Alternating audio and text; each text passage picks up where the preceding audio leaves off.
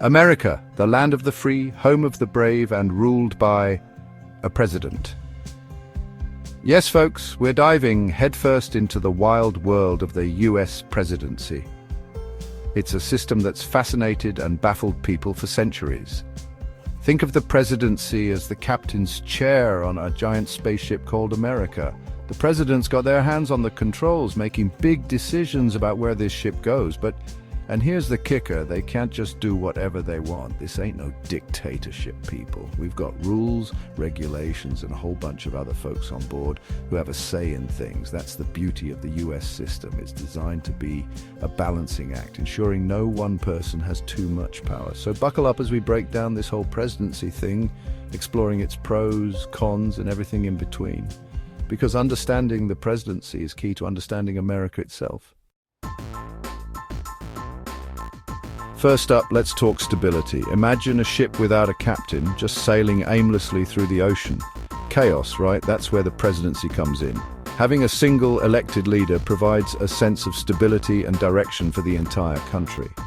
The president sets the national agenda, makes those tough calls, and steers America through choppy waters. They're the ones who rally the troops during times of crisis and provide a sense of unity when things get tough. Think of it like this. The president is the rock, the steady hand on the wheel, guiding America through thick and thin. Now, some folks might say, but what about all that power concentrated in one person? And yeah, that's a valid concern, but hold your horses, because we're about to get into the whole checks and balances thing that keeps things from going all tyrannical. All right, time to address the elephant in the room power. The US presidency comes with a lot of it, but before you start picturing a president lounging in the White House, stroking a hairless cat, and plotting world domination, let's talk checks and balances. The founding fathers, those wig-wearing geniuses, were pretty smart cookies. They knew that absolute power corrupts absolutely. So they created a system where the president's power is constantly being checked by the other branches of government, Congress and the Supreme Court. Congress, made up of the House of Representatives, and the Senate, writes and passes laws.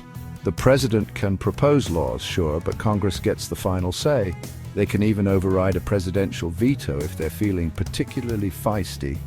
Then there's the Supreme Court, the guardians of the Constitution. They make sure the president and Congress are playing by the rules, and they can strike down any laws they deem unconstitutional. It's like a constant game of constitutional keep away, and it's designed to prevent any one branch from getting too big for its britches. Now, let's talk democracy, baby. At its core, the US presidency is all about giving power to the people. Every 4 years, Americans get to decide who they want leading the country. That's right, folks, you get to choose your own leader. No hereditary monarchies here, thank you very much. This whole we the people thing is a cornerstone of American democracy. It means that the president is ultimately accountable to the citizens. If they're doing a good job, awesome. They might get re-elected. If they're messing things up, well, let's just say they'll be hearing about it at the ballot box. And it's not just about voting for president. Citizens have the right to speak out, protest, and hold their elected officials accountable. That's the beauty of a democracy. The power ultimately rests with the people. Section 5. A face for the nation, the president as a symbol. Beyond the nitty-gritty of policy and legislation, the president also serves as a symbol of the nation. They're the face America shows to the world, the head honcho, the big cheese. When disaster strikes, it's the president who consoles the nation. When there's a major international event, it's the president who represents America on the world stage. They're the ones giving those big speeches, meeting with foreign leaders, and generally being the embodiment of the United States. This symbolic role might seem purely ceremonial, but it's actually pretty important.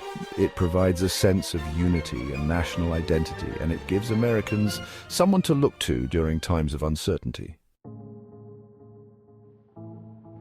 Section 6, the dark side of power, potential pitfalls. Okay, time for a reality check. The US presidency, for all its strengths, isn't perfect. Like, remember that whole absolute power corrupts absolutely thing?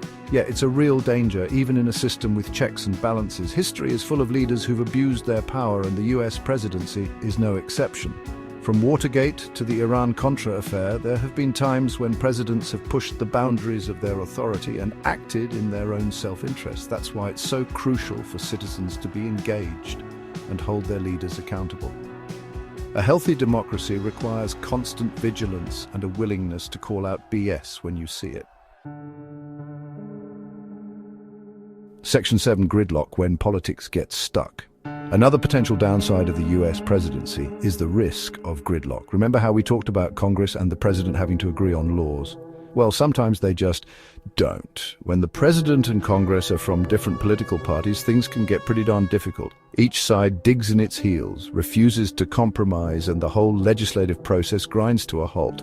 This can lead to inaction on important issues and a general sense of frustration among the American people. It's like watching a slow-motion car crash, except the car is the US government and everyone's stuck inside. Section 8, the presidency, a system worth safeguarding. So we've covered the good, the bad, and the potentially ugly, but at the end of the day, the US presidency is a system worth safeguarding. It's a system that's designed to protect individual liberties, promote democracy, and provide a stable and effective government. Sure, it has its flaws, but what system doesn't? The key is to learn from past mistakes, hold our leaders accountable, and constantly strive to make the system better. Because a strong and vibrant democracy depends on an engaged and informed citizenry. Section 9, looking ahead, the future of the presidency. The US presidency has evolved significantly since its inception, and it will undoubtedly continue to change in the years to come. As the country faces new challenges and opportunities, the role of the president will need to adapt. But one thing remains certain: the presidency will continue to be a vital institution in American democracy. It's a position that demands integrity, leadership, and a deep commitment to serving the American people. And it's up to each and every one of us to ensure that the presidency remains a force for good in the world.